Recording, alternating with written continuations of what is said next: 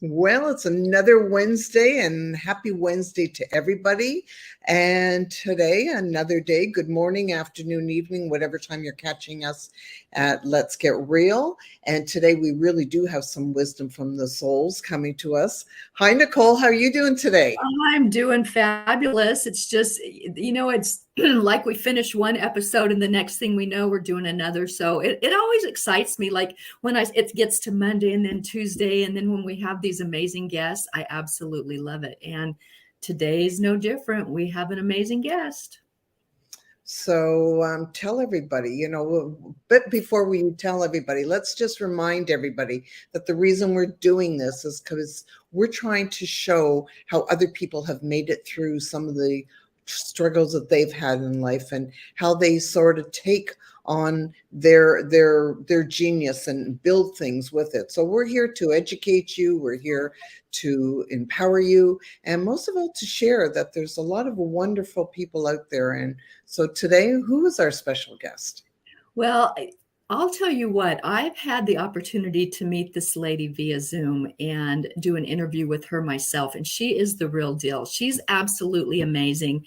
And when I did my interview with her, I knew that she had to come on this show. She is so full of wisdom and knowledge. She's a Christian numerologist, and she's also a relationship coach. She's a best-selling author. She is a certified clinical hypnotherapist and practitioner of NLP and EFT. And I can't wait to tell her how she combines all those modalities to help her clients.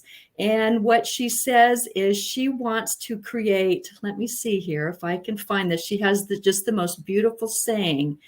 She has her clients confidently create a life of peace, purpose, and passion. And so with that, let's bring Davette Wheat front and center. Hello, Davette. Thank you for joining us today. Hi, thank you. Thank you for the introduction too. That was really sweet. Kind of puffed me up a little bit there.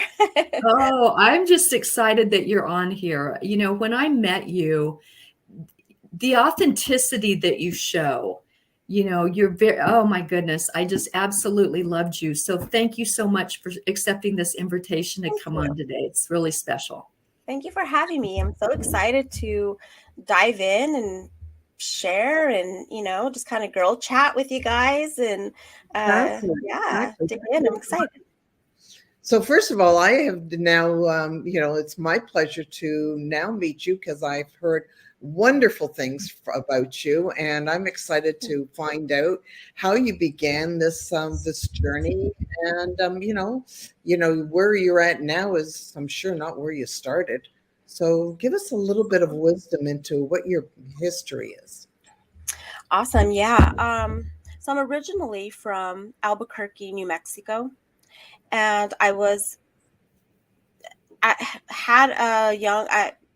about 18, had my first daughter, then 23, I had my second daughter, and started the struggles there with being, a young mom.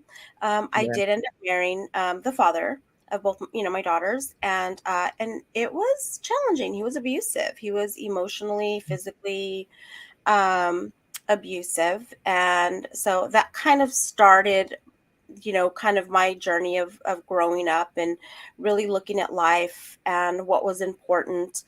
I started working for a credit card processing company, and I was doing their collections. And so at one point, they made an offer to move me out here to help rebuild a new credit card processing company. And I was just kind of really good at collections. I'm weird. I really liked it.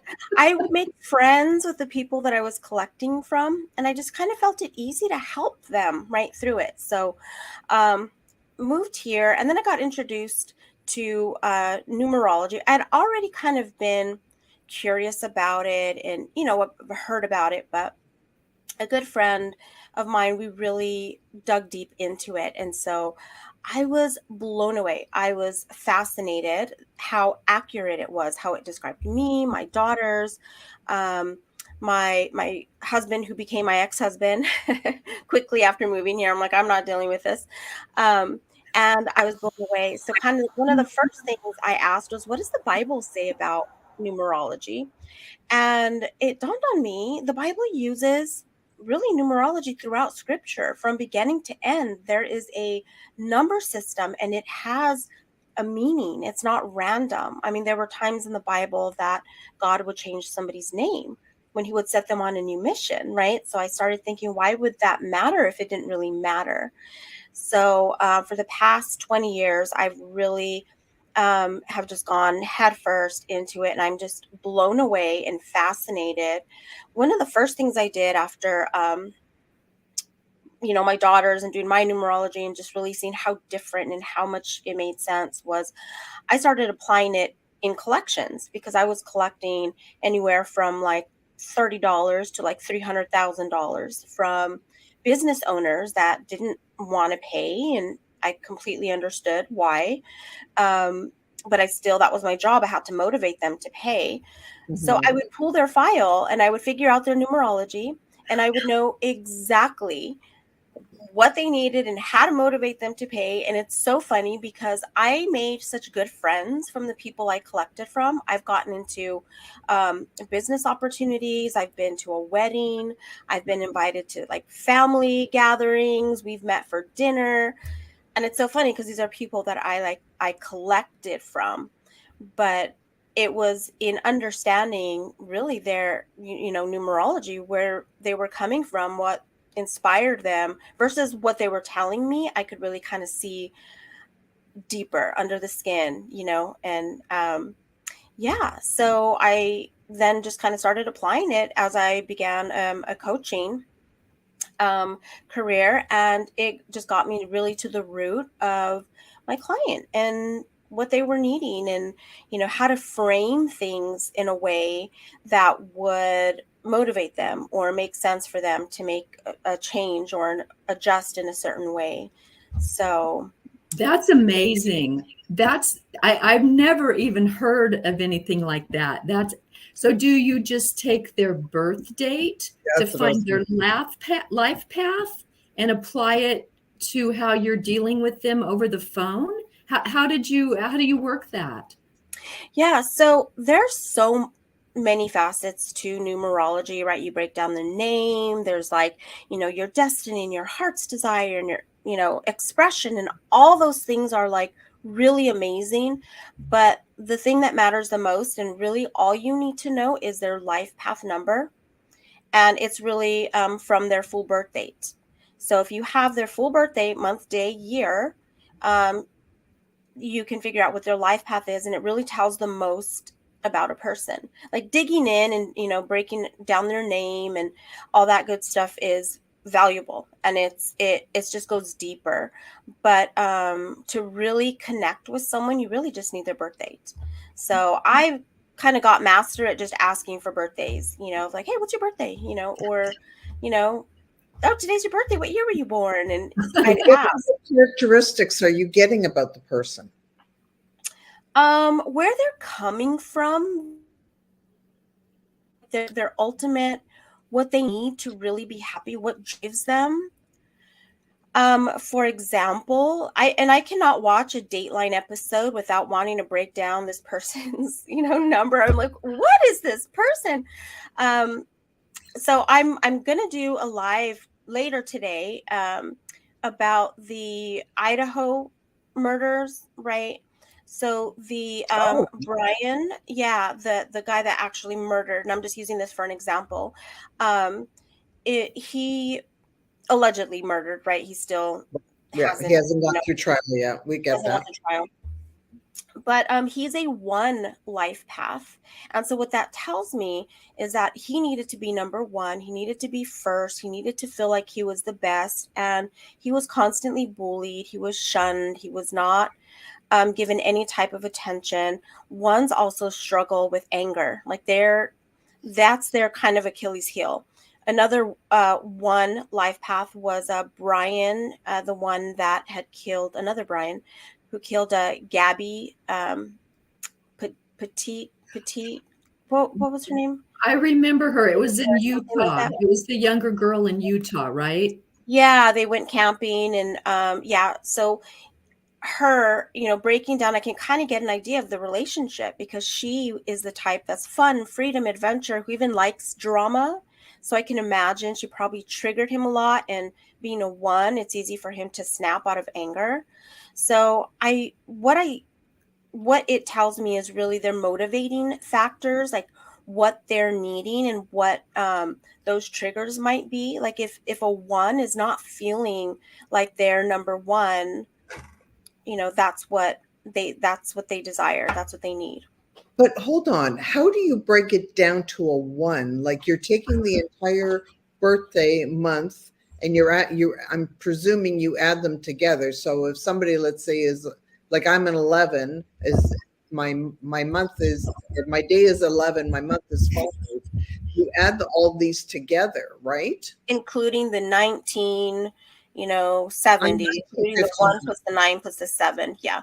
So you add it all together, and if you get a double digit, then you reduce it to a single digit. So then you add that together. You add that together. But how do you still get a 1 after all of that? Whatever that single digit is. So like if you did you add up all your birthday? No, I'm 1959, 05, 11. So you adding the 1959, you're adding each digit? Yes.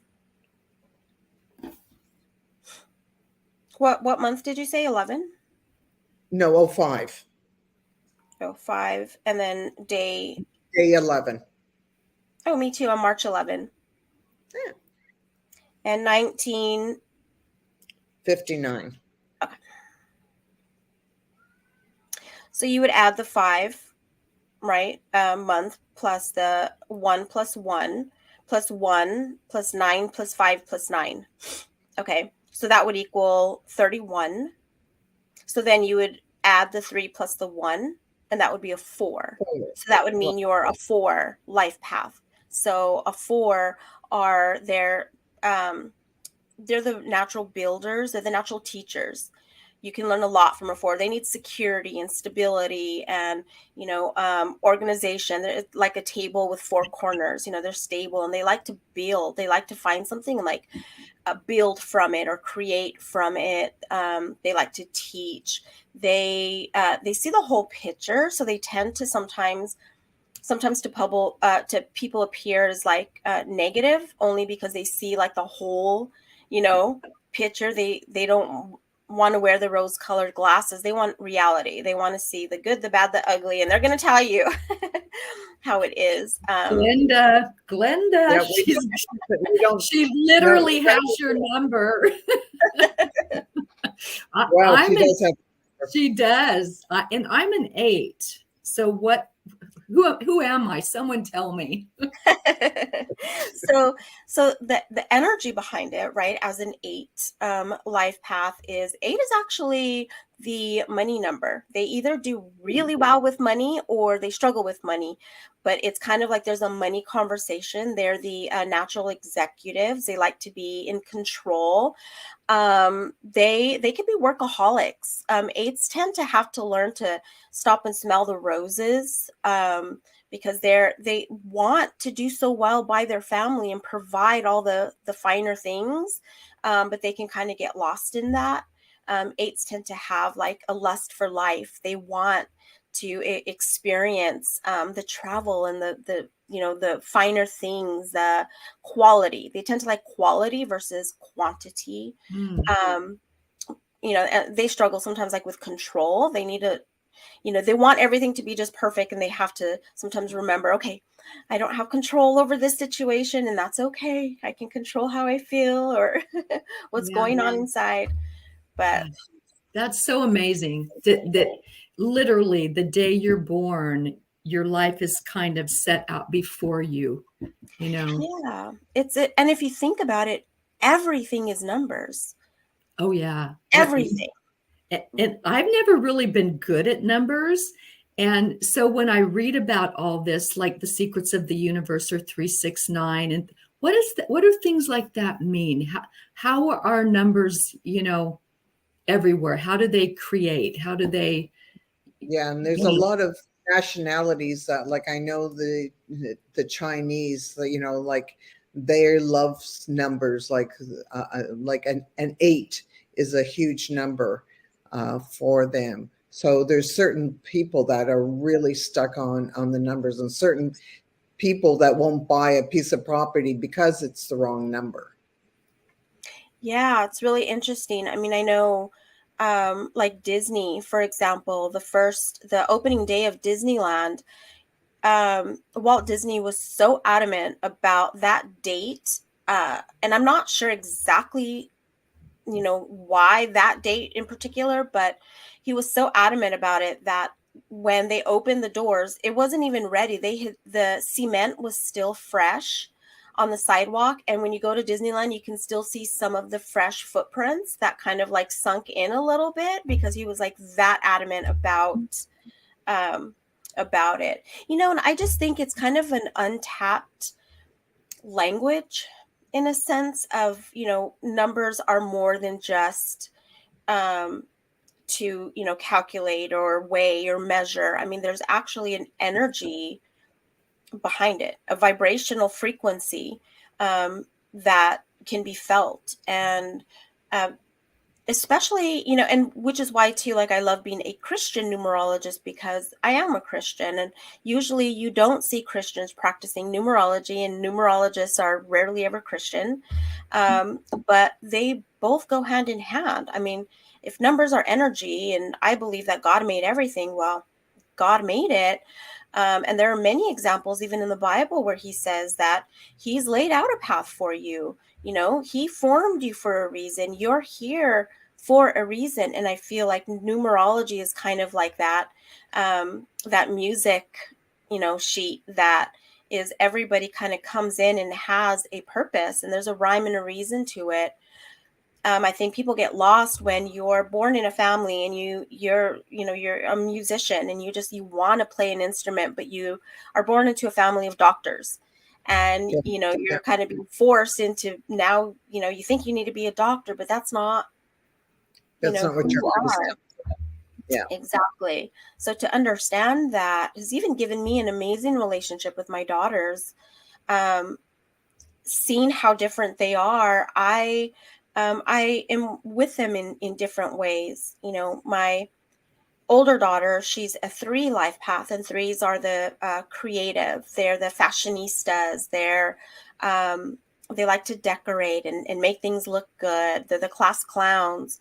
So when she came to me in high school and said she wanted to go to college, and it was FITM, fashion design, right? I was like, yeah, of course. Yes, I will support you with this. My younger daughter, she's a 6, the natural parent.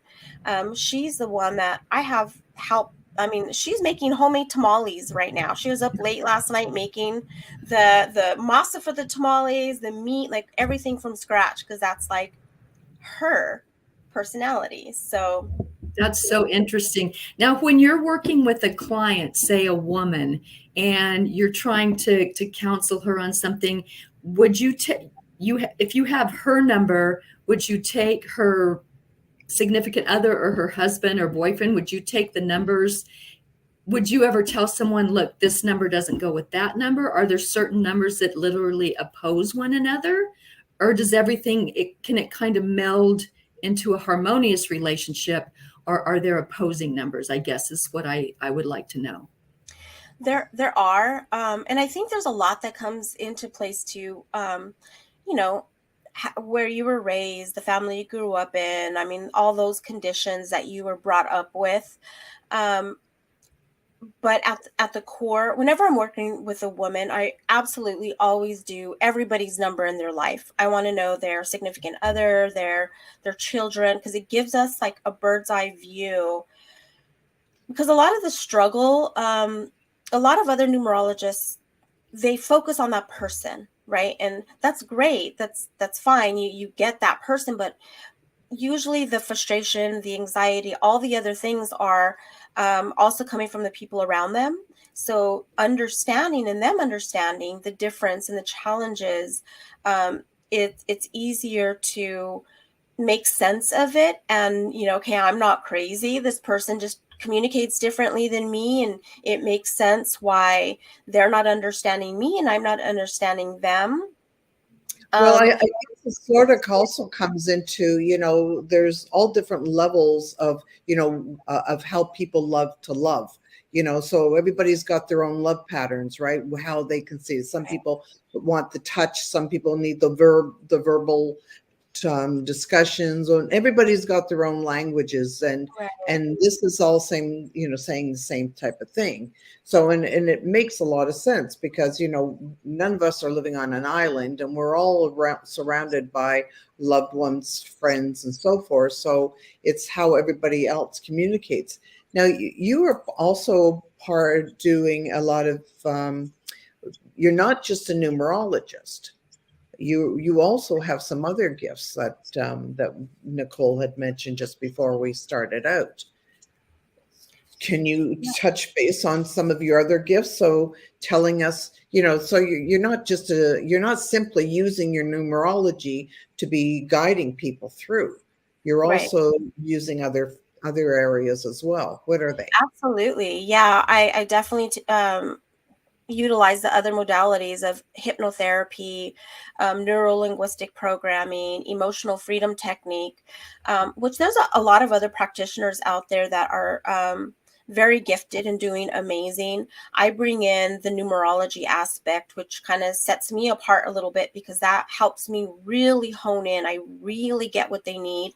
So if someone, has an overactive mind, or that mental chatter that just needs some kind of calming, then I'll do some hypnotherapy with them and just kind of silence the mind. And I like to do a lot of the subconscious work through visualization and closed eye processes, where we can just allow their imagination and their subconscious to really just kind of reveal things. Then we can analyze it, after. It's like, wow, what did this represent to you?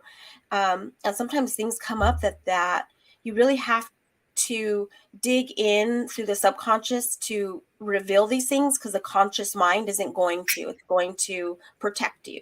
So we do that. And then also the NLP, or the emotional freedom technique, which is so powerful. It's the tapping techniques, right? Okay. So, like, yeah, I mean, a lot of people are holding emotion in their body, and it's manifesting into, I mean, sciatica nerve pains to, back pain and neck pain and migraines and various things. And so being able to acknowledge what that emotion is, and going through some of the tapping techniques to help relieve that emotion.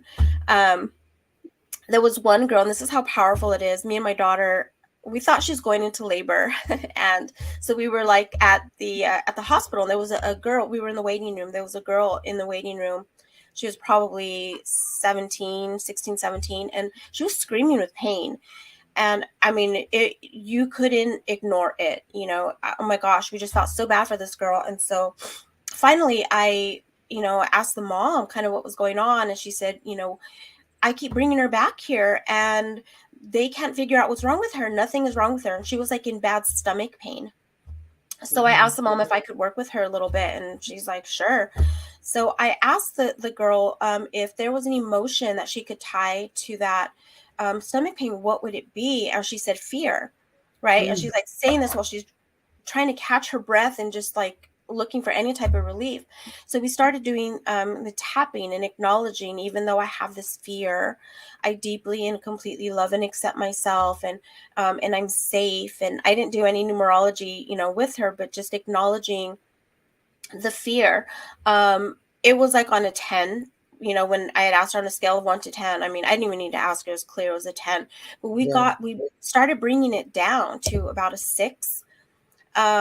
But then they called her in, so that mom, kind of, so they went in. But I was blown away, because I had never really approached somebody like at a hospital in such pain, to see, and they, you could tell the mom, and where they seemed to be kind of rough around the edges maybe, or, kind of a little bit of a harder, experience. And so, I don't know if the girl was in a situation where she did not feel safe or she did not feel protected.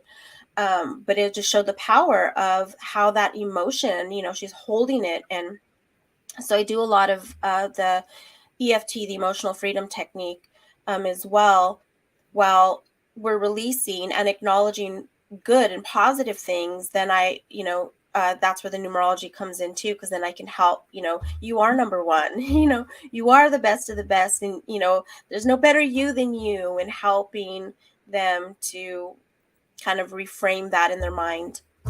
So if And somebody's Go going ahead. through, sorry, Nicole. No, I was just going to ask her about the tapping technique, because I've used it before when I was having a lot of anxiety when I was going through a divorce. But I also added Ho'oponopono every time I tap. And I noticed that when I would tap, like you're talking about, and this is before I really even understood it, it would actually allow me to breathe easier, because I was kind of like, almost felt at times like I was gasping for breath, yeah. one of those Oh, where yeah. you don't feel like you're taking a full breath. And probably within minutes, I could start breathing easier. And so, that's one of the things that, it's really amazing that you're talking about this, because anything that's going on inside of you has to come out on the outside, correct? Absolutely. I mean, it's whatever's happening is kind of feedback that something needs paying attention to, right? Yeah, I loved when I had the amazing opportunity to interview you, and we were talking about forgiveness. And I was out of town visiting my mom, so when I got back here to California, I came down with a cold, and I woke up and I just had it just felt like a horrible head cold. And I started asking myself, where do I need forgiveness? Like, who am I not forgiving? Where am I not forgiving myself? Like, where is this coming from? And I started kind of just meditating on, like, I forgive you. I forgive whoever it is I need to forgive. I forgive myself, and letting it go. And I felt completely weirdly better by the evening time and the next morning. And I feel, it literally was a 2-day cold. I thought, oh no, here we go. I don't know what I'm going to come down with now, going through the airport and traveling. And, but that was powerful to acknowledge and just kind of let go, because I felt like, and I was stressed. I was anxious. I was traveling. I had work to do. My mom was moving. There was just so much going on, that to just stop and say, okay, why is my body breaking down right now? What's going on? Let it go. Let it go. And that's ironic that she's bringing that up today, Glenda, because what did I just tell you? I woke up with a horrible headache today. So as soon as we're off, I'm going in my bedroom. I'm going to start tapping away. Who am I angry at? It might be myself, but I'm going to figure out why I have this headache. Right? Because it's a muscle. Okay, but I just want to stop here for a second. And I want to really point this out to especially our viewers that are watching. As human beings, and I'm not going to say just as women, because we always come this thing of saying as women, but it's just as human beings, we're really hard on ourselves, and sometimes when we go things, we don't realize that when we go through things, we think we get over it, but what we do is we sort of push it down and we hold it into us. So what happens is, after a time, it sort of starts to come up in different ways, where we're talking about, all of a sudden, sometimes you get stomach aches. And I know of some people who have constant migraines. And, these are from reasons. These aren't just as if something is, all of a sudden you're getting migraines for no reason. There's reasons why you're getting that. And what we tend to do is we beat ourselves up and we push these things down into us. And it's usually until the time where you really start to get sick. And I can talk because, I remember even as a young woman, I had a a horrible time when I went through this time with ulcers. I ended up with a bleeding ulcer because I had things that I didn't vocalize. I didn't get it out of me. I kept on shoving it down. And we do that so often because we're on this it's like a treadmill where we can't seem to stop, and we allow things to just push them off and then keep on going. So as we're saying in this is part of this is understanding and listening to your body. And when you're having something where you're having lots of headaches, where you're having even a cold or constant things that are happening, it's a reason. Your body's trying to say something, and we have to learn that we need to listen to what our body is telling us. And Absolutely. how can we get rid of this? Like when things are happening, what would you suggest that a pathway that somebody can listen to? They're hearing of they're going through something, and then instead of they're not going to be able to always reach out to you to get their numbers done or whatever, but to maybe let's do a tapping session of what somebody can do to help themselves through this a little bit. Yeah, I love that question, because that is, it's so true. And as humans, I mean, we're built to go through life, through challenges, and it's actually a beautiful thing. It's through pain that we grow, that our humanness comes out. We develop compassion. What I like to tell people is, if you just tap on your heart, because you can do a whole tapping sequence, but even just tapping on your heart and just saying, I'm safe, I'm loved, I love myself, I accept myself, it's going to be okay. Thank you. Thank you that I'm safe, that I'm here. And just acknowledging the right here, right now, like not tomorrow, not how am I going to figure this out, or not this fell apart yesterday. Who cares? Like that doesn't matter for the moment, but just being present right here, right now, at least acknowledging I have a roof over my head, Right. I'm safe, I'm loved, at least for right now, right here, my belly is full. I'm safe. Yeah. Thank you. Thank you. That tends to just kind of bring the awareness into the present, and it will at least calm the emotion and the mental chatter, so that you can then problem solve, or that you can then even realize, okay, I'm freaking out over nothing. It's all okay. But it's being human is no joke, man. It's hard. But there are techniques, and they say physical pain, like back pain lasting longer than 6 to 8 weeks, is emotional. So, you hurt your back, and of course, I fell down. How is this emotion? I fell down, I hurt my back.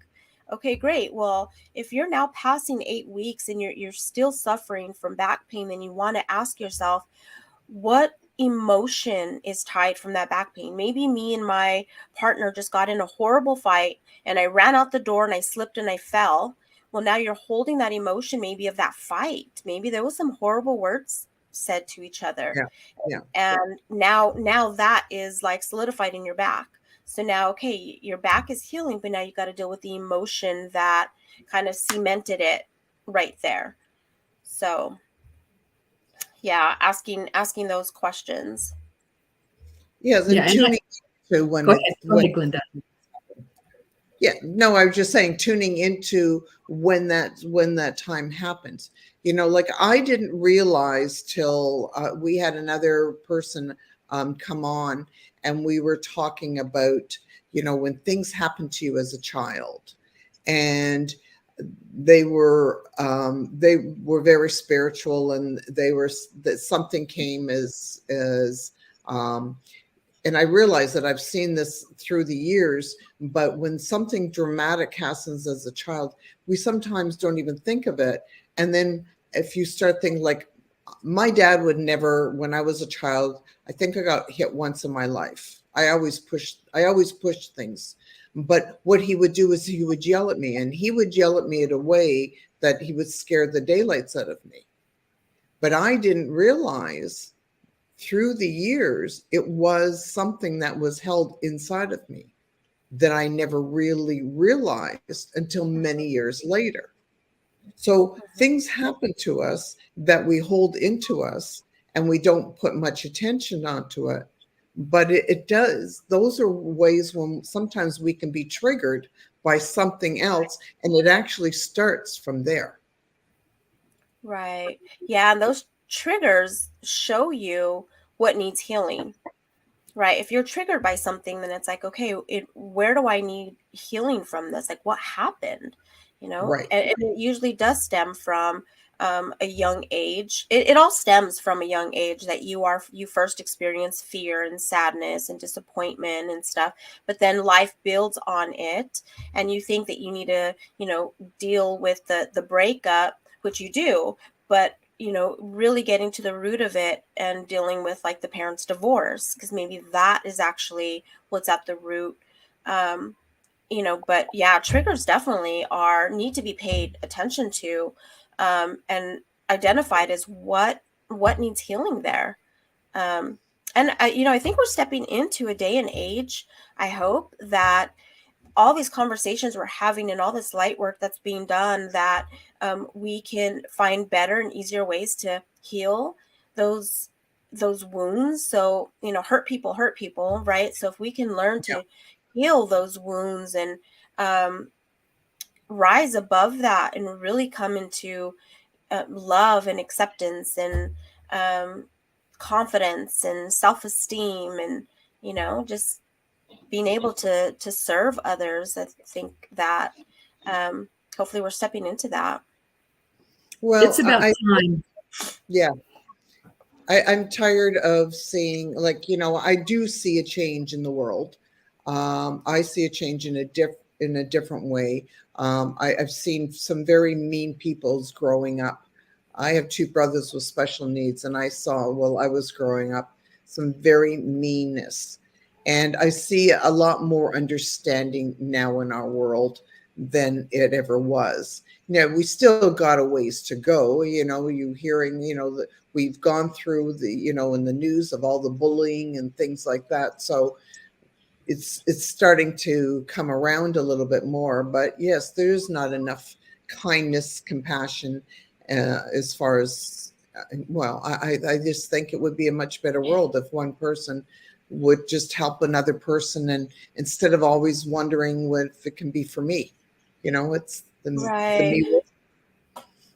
Yeah. But Yeah, I yeah, agree 100%. I think and it starts with one person standing up saying, I'm going to face my fears and I'm going to go out and I'm going to help people. And everybody has a gift or a talent or something to offer. We are not all doctors. We're not all supposed to be coaches. We're not all supposed to be musicians. I mean, we need the builders. We need teachers. We need coaches. We need everything that every aspect within us should be shared without competition or being made right or wrong. It's one of the things that's driving me in really getting myself out there. I don't like to be on camera. I'm not one that likes to do lives or anything like that, but I know that I have a message and I know that I can help heal. So at some point I had to literally conversation with myself, like, get over it. Like, shut up. Stop the your hair and this. Like, stop and go share your heart. yeah, And I think we need to encourage and inspire each other more to, it's not about keeping up with the Kardashians. It's about being authentic and being true and loving each other for who you are, flaws and all. We're this whole kind of new age selfie, even the filters, it's so unauthentic. I mean, people hid behind masks and some people are still hiding behind masks. But even before that, right, we wear this mask saying, I got it figured out, I have it all together, and you could just walk down the street and everybody looks like they have it figured out. So then you're internalizing, why don't I have this, or what's wrong with me, versus you don't know what they're struggling with. You don't know what they're going through, what their fears are. And when we start sharing and just being authentic, it's like you give people permission to be human. And that's absolutely right, because when I was married and I lived in this certain house and drove a certain car and did a certain thing with my kids, we looked so perfect from the outside. And when everyone found out we were getting a divorce, it was like, we would have never guessed it was you, but you have no idea what goes on in that house. And it was a house, it was never a home. So you're absolutely right. We've got to start living our authentic selves, or we're never really going to be happy, So I totally agree with you on that. Yeah. Well, I think the best message that we can also put out to people and is, it doesn't, we don't need to be out there pleasing others. We really need to start learning how to please ourselves, because when we're happy with who we are and what we are about, then, you can either accept somebody for who they are or you don't. We don't need to be friends with everybody in this world. The right people will come to you and the wrong people will, fall off, and that's okay.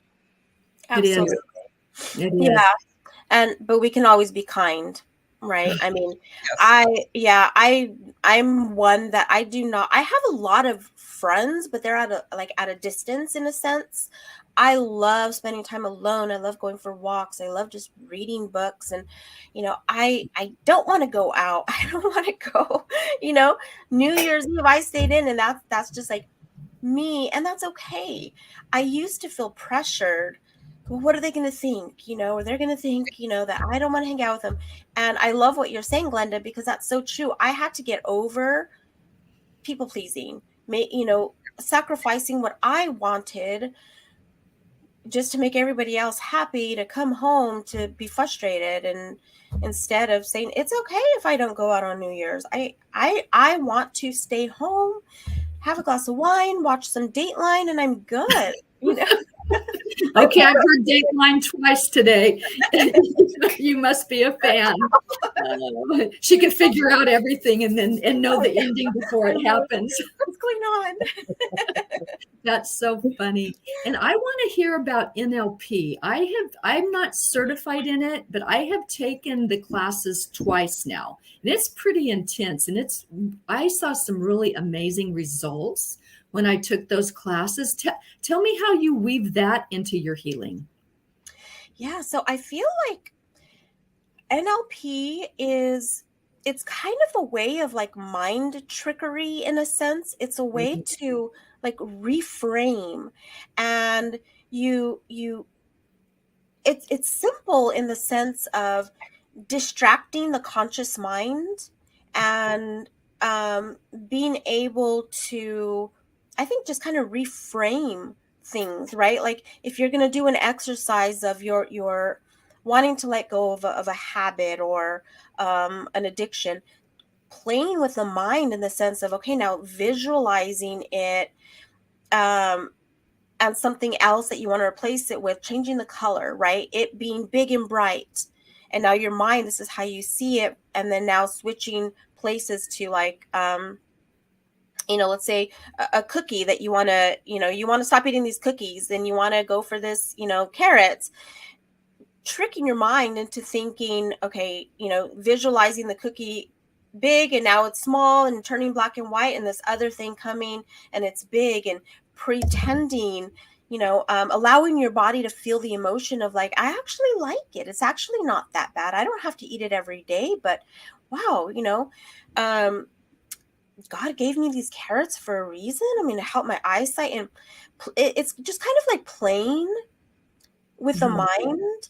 And it's like a mind hack as far as NLP, but how I incorporate it is one, through the hypnotherapy or just kind of visualization, really, techniques. If I'm able to kind of switch an emotion and put it onto something else with their permission, because with NLP and with hypnotherapy, you can't make somebody do something that they normally wouldn't do. Like when you see the stage hypnosis and stuff, they're usually very playful already, and you can have people do something, but it's something that they would normally do anyway. Like you can't make somebody go rob a bank or anything unless they're already that that way. But I just, when I work with a client, first thing I do is I figure out what they want, right? Like what do you want? What's important to you? Why do you want that? And then I figure out their numerology, because I want to see where they're coming, like why that thing, like what that thing really is going to feed within them. Like what do they really kind of like, that emotion that they're feeling. And then I'll create like a program with them. So I'll explain their numerology and what that means, and the people in their life and how that, is showing up for them. And then we'll do a visualization, technique. Where I was saying sometimes just picturing it in your mind, or going through like a timeline where, they can visualize themselves. And it's all just visualization really, but, above their body, and seeing kind of the past and where they want to be in the future, and healing the things of the past. And it just shows how powerful our mind is, and emotions, that you're literally not taking somebody on a physical journey, but you're doing it internally. And there's a lot of, healing and changing of the mind. They're like smoking, I no longer want to I smoke. know. And I am a true believer, because when I was taking the class, one of the things that I got to get rid of is I loved malt balls, the chocolate malt balls. I would eat those all the time. And I said, you know what? I'm trying to cut out candy. That's like my one weakness. I always want a malt ball. They said, okay, what don't you like? I said, well, I don't like edamame. They had me turn the malt balls into the edamame. I've not been able to eat a malt ball since. So when you're talking about a powerful mind, you're not kidding. And if you just think about me simply doing that within about a 5-minute time frame, how powerful is our mind? It's really powerful, Yeah. isn't it? And it literally just takes a second to have a different opinion about something. I had one client who, they were addicted to McDonald's cookies. They're like, I can't, if I'm passing by a McDonald's, like I just can't help it, right? And it literally probably 5 minutes, I just had them close their eyes, visualize eating the cookie, and then they happened to find a hair in the cookie. They they did not touch another cookie. That would do it for me. Yeah. But see, it's that simple of, and that's kind of like, again, the power of the mind is that I like to do a test with people where they're like, does the hypnosis really work? Does this, mind stuff really work? Where I have them close their eyes and just visualize themselves in the room, right? A comfortable room, a space that they're familiar with. And they, in their living room, and they turn to the kitchen, they walk over to the kitchen, and they can open the refrigerator door, and they feel the pressure and the cold air hit them. And then I have them reach in and grab a lemon, and they can feel the cold lemon on their hand, and they bring it over to the counter, and they slice it open, and they could just smell the lemon. And I have them take a bite of it. And this is all done in the mind, but their jaws will tingle and their mouth will get watery, and it just shows you're not really holding a lemon, but just the thought of it. Yeah. That's how powerful your mind is. Just the thought that you took a bite just gave you all these chills, and My mouth is watering right now. I'm getting really into this. I'm like, I can feel this. yeah, the Well, sourness. there's people that it's been proven. Joe Dispenza, he he's an incredible coach, but he actually had a back injury, a spinal injury that he healed himself. And it was all, through his mind. And it was, the doctors said he would never walk again.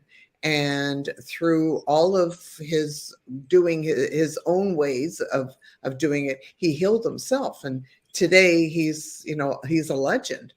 Yeah, So it is to show you that how strong the mind can make you sick, or the mind can make you, you know, strong absolutely. and keep on going. And I've seen it time and time, and I did it for myself.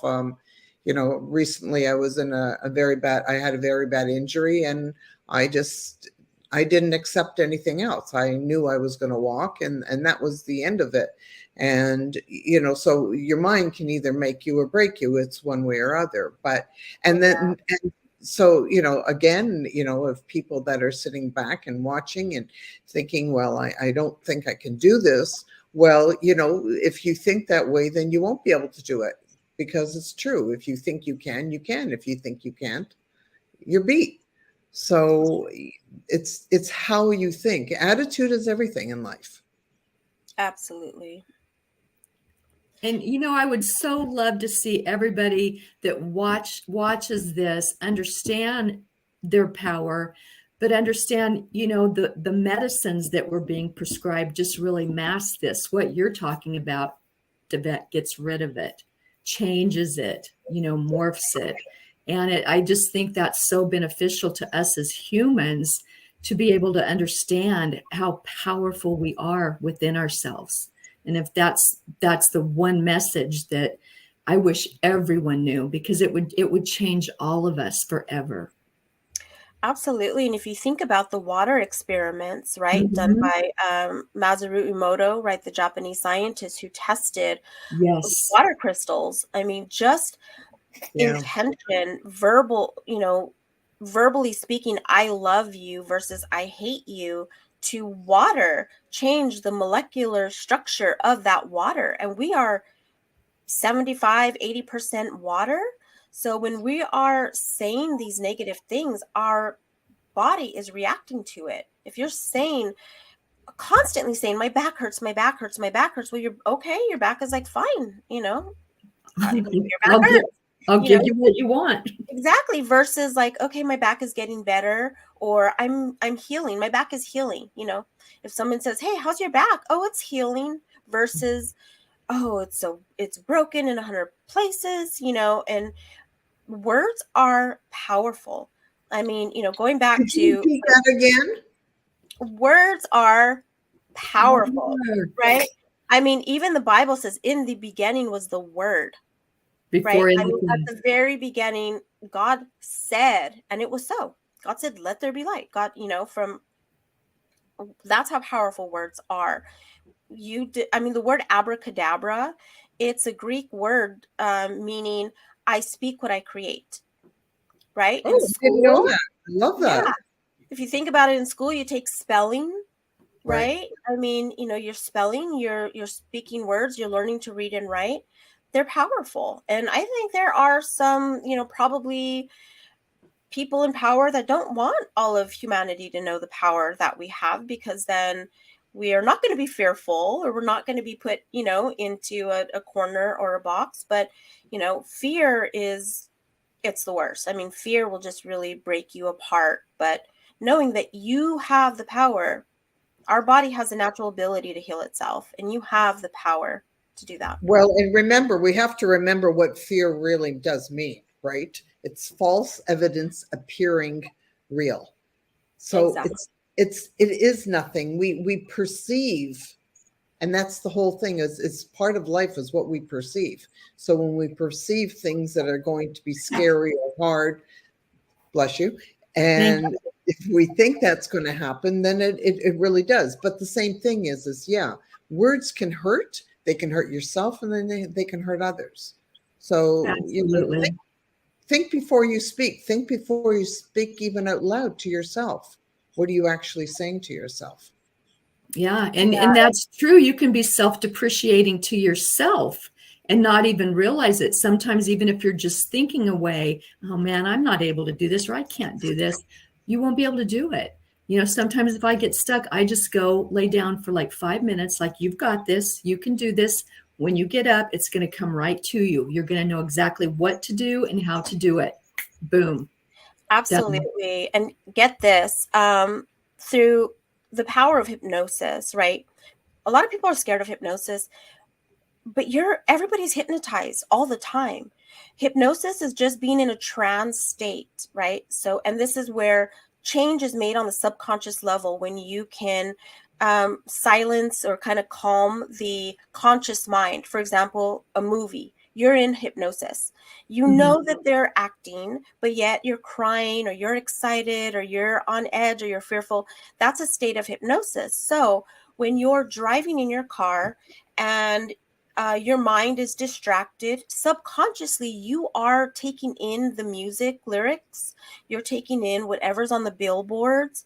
If you're at a restaurant and you're hearing a couple arguing and they're saying horrible things to each other, your subconscious, one thing that you learn in NLP too, is that your subconscious takes everything personally. So if you are judging, and this is one thing that young girls are really good at, is judging what each other's wearing or how's their hair, what, clothes are they wearing, or that person's fat and this person, whatever. So you're speaking that to yourself. If you're cursing somebody else, you're really doing that to yourself. So it's that important to really be careful the words that you speak. And since we're human, right? Sometimes you have that thought, or you judge somebody, or you think bad, or call somebody stupid or something. But it's important to forgive it, right? Like we were talking about the forgiveness.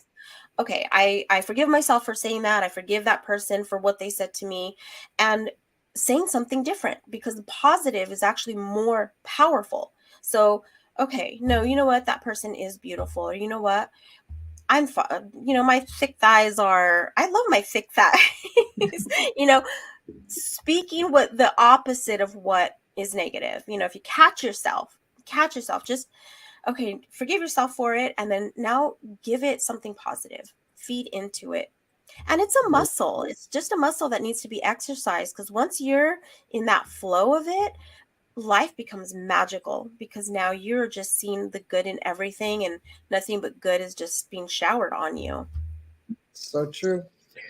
Well, I hate to break this up, but I'm the bad news bear here. I always have to be the party pooper. We're getting close to the end of our hour, and it's been an absolute delight.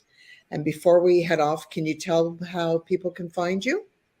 Absolutely. Probably the best place, you can find me on all social medias. My handle is Davette777.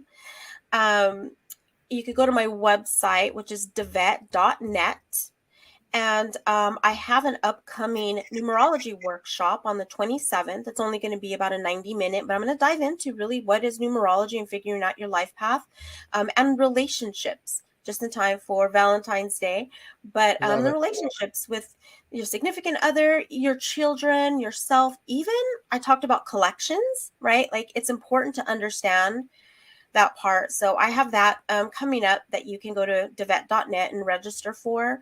I also have coming soon, it's in the works. I'm writing a book on self-esteem and courage for young girls. So I'll be going out and speaking to them and just helping to kind of help build their self-esteem and confidence in who they are.